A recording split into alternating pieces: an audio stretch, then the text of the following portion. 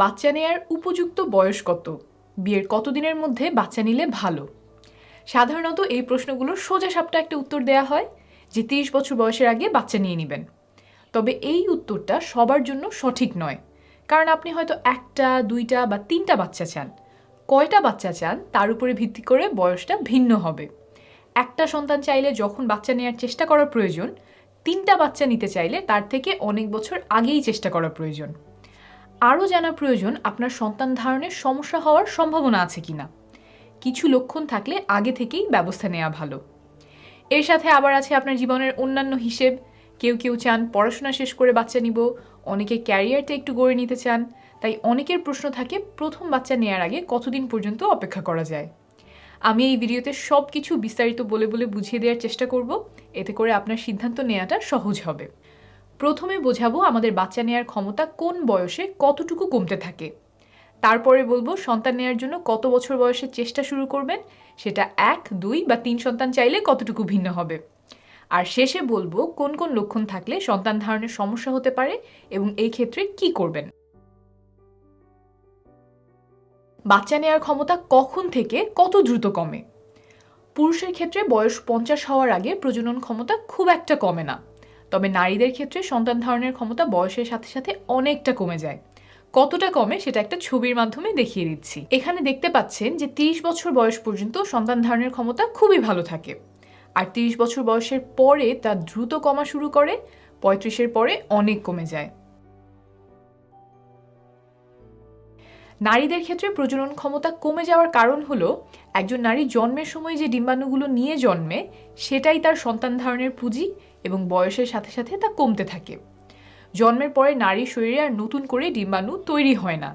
জন্মগ্রহণের সময় প্রায় 10 লাখ থেকে 20 লাখ ডিম্বাণু থাকে, সেটা বয়স 37 হতে হতে কমে দাঁড়ায় 25,000-এ। অন্যদিকে পুরুষ শরীরে শুক্রাণু নিয়ে জন্মায় না, বয়স সন্ধিকালে শুক্রাণু তৈরি হওয়া শুরু হয়। একজন প্রাপ্তবয়স্ক পুরুষের শরীরে প্রতিদিন প্রায় 30 কোটি শুক্রাণু তৈরি হয়। এখন আপনার মনে হতে পারে 20 থেকে 30 বছর বয়স পর্যন্ত তো নারীর সন্তান ধারণের ক্ষমতা প্রায় একই রকম থাকে, তাহলে 30 বছর বয়সে বাচ্চা নেওয়ার চেষ্টা শুরু করলেই হবে। ব্যাপারটা তেমন না। কয়টা বাচ্চা নিতে চান সেই অনুযায়ী আপনার আরও আগে চেষ্টা শুরু করা লাগতে পারে। সেই বয়সটা কত সে আলোচনায় এখন চলে যাই। প্রথমে বলি যে দম্পতি একটি সন্তান চান তাদের ব্যাপারে। আপনি যদি 32 বছর বয়সে সন্তান নেওয়ার চেষ্টা শুরু করেন, তাহলে আপনার সফলতার সম্ভাবনা 90%। এই বয়সের পর থেকে সেই সম্ভাবনা কমতে থাকবে। 37 বছর বয়স হয়ে গেলে সম্ভাবনা নেমে আসে 75%, আর বয়স 41 হয়ে গেলে সম্ভাবনা থাকে 50%। আপনি যদি 2 সন্তান চান, তাহলে 27 বছর বয়সে চেষ্টা শুরু করলে সফলতার সম্ভাবনা থাকে 90%। বয়স 34 হয়ে গেলে সেই সম্ভাবনা কমে দাঁড়ায় 75%। আর বয়স যদি 38 হয়ে যায় তবে সম্ভাবনা নেমে আসে 50%। 3 সন্তানের হিসেবে যাওয়ার আগে কিছু বিষয় পরিষ্কার করে নেই। সন্তান গ্রহণের ক্ষেত্রে আপনি 90% সফলতার সম্ভাবনা চান, নাকি 75 বা 50% সম্ভাবনা চান, এটা আপনার সিদ্ধান্ত। গাইড হিসেবে বলি, যে সকল দম্পতির কাছে সন্তান খুবই গুরুত্বপূর্ণ, নির্দিষ্ট সংখ্যক সন্তান গ্রহণ করার জন্য যা কিছু করা দরকার, যা কিছু ছাড় দেওয়া দরকার, তারা সব করতে রাজি, এমন দম্পতি চাইবেন সেই বয়সে চেষ্টা শুরু করতে, যাতে তাদের সফল হওয়ার সম্ভাবনা থাকে অন্তত 90%। আবার কিছু দম্পতি এমন হতে পারে যারা 2 বা 3 সন্তান চান, কিন্তু একদম সব ছেড়ে ছুড়ে না। জীবনে আরও কিছু বিষয় তাদের জন্য গুরুত্বপূর্ণ। তারা হয়তো এমন বয়সে চেষ্টা শুরু করতে চাইবেন যখন যে কয়টি বাচ্চা তারা চান তাতে সফল হওয়ার সম্ভাবনা অন্তত 75% থাকে। এখন আসি 3 সন্তান চাইলে কোন বয়সে চেষ্টা শুরু করতে হবে। 23 বছর বয়সে শুরু করলে 3 সন্তান হওয়ার সম্ভাবনা থাকে 90%।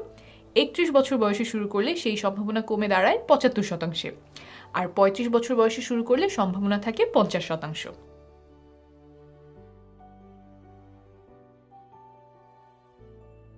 আরেকটা গুরুত্বপূর্ণ কথা, এই যে বয়সগুলো বললাম এটা আপনাকে ধারণা দেওয়ার জন্য।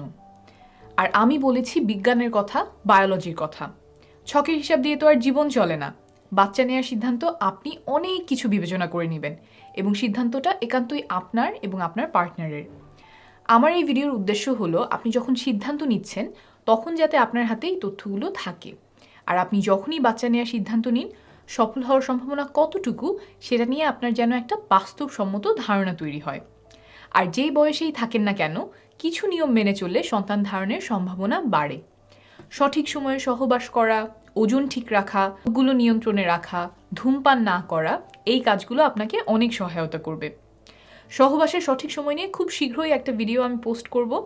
সন্তান নেওয়ার আগের প্রস্তুতি নিয়ে একটা ভিডিও করা আছে, সেখানে 10টি খুব গুরুত্বপূর্ণ বিষয় নিয়ে আলোচনা করেছি। ভিডিওটির লিংক উপরে আর নিচে দিয়ে দিব। এখন আসি কি কি লক্ষণ দেখা দিলে গর্ভধারণের সমস্যা দেখা দিতে পারে। ভয় পেয়ে যাবেন না, এই লক্ষণ থাকলে যে সন্তান হবে না তা নয়, এটা সমস্যা দেখা দেওয়ার সম্ভাবনা মাত্র। এই লক্ষণগুলো থাকলে দেরি না করে আগে থেকেই চিকিৎসকের সাথে পরামর্শ করবেন। আপনার হয়তো কিছু পরীক্ষা নিরীক্ষা লাগতে পারে, একটু আগে থেকেই সন্তান নেওয়ার চেষ্টা করার প্রয়োজন হতে পারে। তবে এটা ভয়ের কিছু নয়, লক্ষণগুলো বলছি। যে নারীর নিয়মিত মাসিক হয়, যদি সেটাতে কোনো পরিবর্তন আসে তখন তা একটা সমস্যা ইঙ্গিত করতে পারে। যেমন মাসিক যদি অনিয়মিত হয়ে যায়, কিংবা লম্বা সময় পরে পরে হয়, বা কয়েক মাস বন্ধ থাকে, তাহলে নারীর শরীরে প্রতি মাসে যে একটা করে ডিম ফোটে সেখানে হয়তো সমস্যা হচ্ছে। এটা পলিসিস্টিক ওভারি সিনড্রোম বা পিসিওএস রোগের লক্ষণ হতে পারে। এই রোগে নারীদের মুখে, বুকে, পিঠে অতিরিক্ত লোম দেখা দিতে পারে, ত্বক তেলতেলে হয়ে যেতে পারে, পিম্পল দেখা দিতে পারে। সবার সব লক্ষণ দেখা দেয় না, তবে এই রোগটা সন্তান ধারণের সমস্যা হওয়ার সবচেয়ে কমন কারণগুলোর একটি। মাসিকের সময় যদি অনেক রক্ত যায় বা তলপেট খুব ব্যথা করে, সেটা জরায়ুতে ফাইব্রয়েড বা এক ধরনের টিউমারের লক্ষণ হতে পারে। এই টিউমার জরায়ুর গায়ে ডিমকে অনেক সময় বসতে দেয় না। ফাইব্রয়েডের ফলে ডিম্বনালীর মুখ আটকে যেতে পারে, তাই ডিমটা জরায়ুতে পৌঁছায় না, কারণে সন্তান ধারণের সমস্যা হতে পারে। আবার মাসিকের সময় তলপেটে অনেক ব্যথা হওয়া বা অনেক রক্ত যাওয়া এন্ডোমেট্রিওসিস নামে একটা রোগের লক্ষণও হতে পারে। এই রোগের অন্যতম প্রধান জটিলতা হলো গর্ভধারণের সমস্যা হওয়া। এমন আরও কিছু রোগ আছে যার লক্ষণ দেখা দিলে আগে থেকেই চিকিৎসা প্রয়োজন। লক্ষণগুলো একবারে বলে দেই। মাসিক অনিয়মিত হওয়া, 35 দিনের বেশি সময় পর পর মাসিক শুরু হওয়া, 21 দিনের কম সময় পরে মাসিক শুরু হওয়া, মাসিক বন্ধ হয়ে যাওয়া, মাসিকের সময় প্রচুর রক্তক্ষরণ হওয়া, মাসিকের সময় প্রচণ্ড ব্যথা হওয়া। তাছাড়াও আপনার যদি অন্যান্য স্বাস্থ্য সমস্যা দেখা দেয়, সেগুলোও সন্তান ধারণের সম্ভাবনা কমিয়ে দিতে পারে। যেমন থাইরয়েডের রোগ। থাইরয়েড যদি কম কাজ করে, তাহলে নারীর শরীরে ডিম ফোটা নিয়ে সমস্যা দেখা দিতে পারে। এই রোগের কমন লক্ষণগুলো হচ্ছে ক্লান্তি, ওজন বেড়ে যাওয়া, কোষ্ঠকাঠিন্য ইত্যাদি। অনেকেই জানেন না যে তারা এই রোগে ভুগছেন, তাই আপনার যদি মনে হয় যে আপনি কোনো একটা স্বাস্থ্য সমস্যায় ভুগছেন, একজন চিকিৎসকের সাথে পরামর্শ করে নেবেন। পুরুষের প্রজনন ক্ষমতা কমলে সাধারণত বাইরে থেকে কোনো লক্ষণ দেখা যায় না, বীর্য পরীক্ষা করলে বোঝা যায়। তাই অনেক দিন সন্তান নেওয়ার চেষ্টা করার পরেও সফলতা নাও আসতে পারে। আপনার সুস্বাস্থ্য কামনা করছি, শীঘ্রই আবার দেখা